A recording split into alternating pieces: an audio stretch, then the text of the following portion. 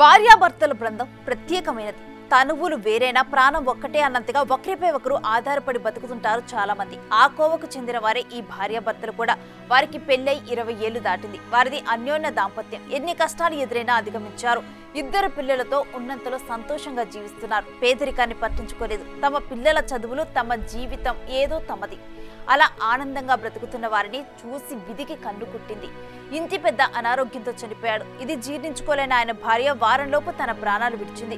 దిక్కుతోచని ఏ ఆధారం లేని ఆ పిల్లలు అమ్మా నాన్న మీ దగ్గరికే మేము వస్తామంటున్నారు.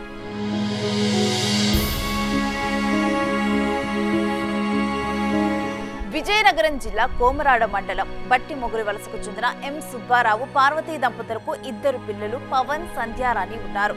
సుబ్బారావు పోడు వ్యవసాయం చేస్తూ ఉంటాడు. పార్వతి అంగన్వాడీ కార్యకర్తలుగా విధులు నిర్వహిస్తూ ఉండేది.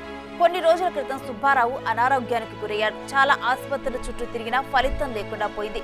చివరికి 10 రోజుల క్రిందట హఠాత్తుగా మృతి చెందాడు.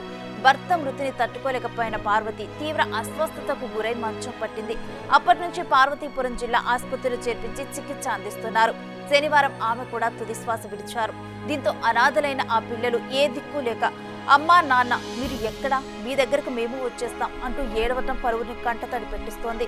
పవన్ డిగ్రీ చదువుతున్నాడు. సంధ్యారాణి ఇంటర్మీడియట్ వరకు చదివింది. ఆర్థిక స్తోమత అంతంత మాత్రంగా ఉండటంతో చదువు మధ్యలోనే ఆపివేసింది. ప్రస్తుతం తల్లిదండ్రుల మరణంతో 2 దిక్కుతోచిన స్థితిలో ఉన్నారు. సార్ ఎం పవన్ కుమార్, నేను చదువుతుంది డిగ్రీ. మా అక్క ఇంటర్ చదువుతుంది. ఇంటర్ చేసి మధ్యలో ఆపిసింది.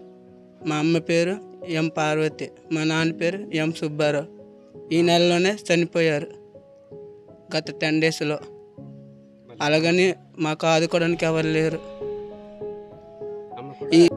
మా అమ్మ అంగన్వాడీ చేసింది, కాకపోతే చనిపోయింది. అలాగని మాకు ఆదుకోవడానికి కూడా అమ్మ కూడా లేదు, నాన్న కూడా లేరు. అలాగే గవర్నమెంట్ ఏదైనా సహాయం చేస్తుందని మేము ఆశిస్తున్నాం.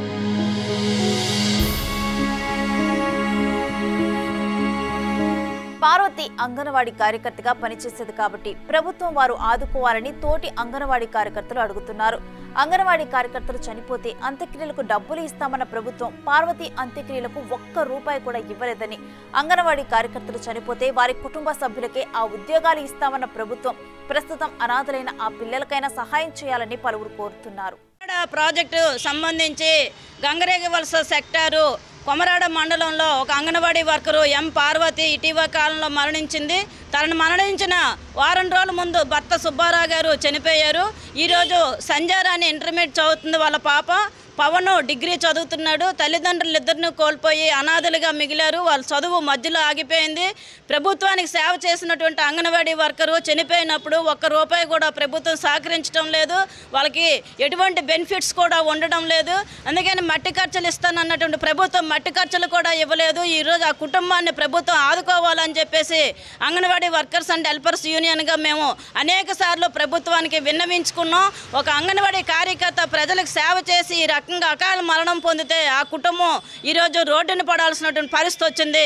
కావున ప్రభుత్వం ఆ బిడ్డలను చదివించే బాధ్యత తీసుకోవాలని, ఆ కుటుంబంలో ఒకరికి ఉద్యోగం ఇవ్వాలని మీ ద్వారా డిమాండ్ చేస్తున్నాం. ఈ మధ్యనే 10 రోజుల క్రితం మన అంగన్వాడీ గంగిరేగి వలస సెక్టార్ చనిపోవడం చాలా ఘోరంగా ఉంది. కనీసం చనిపోయిన తర్వాత గత ప్రభుత్వం కొన్ని జీవోలు అమలు చేసేవి. వాళ్ళకి దహన ఖర్చు కింద డబ్బులు కూడా ఇస్తామని చెప్పారు. అలాగే చనిపోయిన కుటుంబాలకి ఉద్యోగం ఇచ్చి చెప్పారు. ఇప్పుడు ఆల్రెడీ వాళ్ళకి ఆ అమ్మాయికి ఆ తల్లికి ఒక కొడుకు కూతురు ఉన్నారు. ఒక డిగ్రీ ఒక ఇంటర్ కూడా చదువుతున్నారు. కాబట్టి ఆ కుటుంబాన్ని ప్రభుత్వం ఆదుకున్నట్టుకైతే మట్టి ఖర్చు డబ్బులు ఇవ్వాలి. మట్టి ఖర్చు కాకుండా ఆ కుటుంబానికి ఆదుకున్నట్టుకి ఆ అమ్మాయికి తోటి అంగన్వాడీ టీచర్ ఉద్యోగం కూడా ఇవ్వాలని మన సిఐటిగా అంగన్వాడీ సెంట్రల్గా మేము డిమాండ్ కూడా చేస్తున్నాం.